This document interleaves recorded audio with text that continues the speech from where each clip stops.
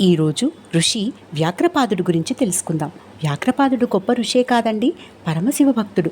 తేనెటీగలు కూడా తాకని పువ్వులతో ఆ మహాదేవుడిని అర్చించేవాడు. అలా ఆ పూలను వెతికి తెచ్చే సమయంలో అతని కాళ్లకు రాళ్ళు ముళ్ళు గుచ్చుకుని గాయపడేవట. అతని నిర్మల భక్తికి పరవశుడైన ఈశ్వరుడు అతనికి పులిపాదాలను ప్రదానం చేశాడట. అంటే అతని పాదాలు పులిపాదాలను పోలి ఉంటాయి. పులిపాదాలు కలిగినవాడు కాబట్టి అతన్ని వ్యాఘ్రపాదుడు అని అంటారు. వ్యాఘ్రము అంటే పులి. ఆ విధంగా ఆ ఋషి అడవిలో మెరుపు కంటే వేగంగా స్వేచ్ఛగా తిరిగి తనకిష్టం వచ్చిన పూలను తీసుకుని వచ్చి ఆ దేవదేవుణ్ణి అర్చించేవాడట. అతని అచంచలమైన భక్తికి శివుడు ప్రత్యక్షమై అతని ముందు ఆనందతాండవమే చేశాడట.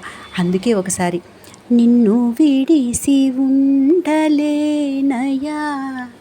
కైలాసవాస, నిన్ను విడిసి ఉండలే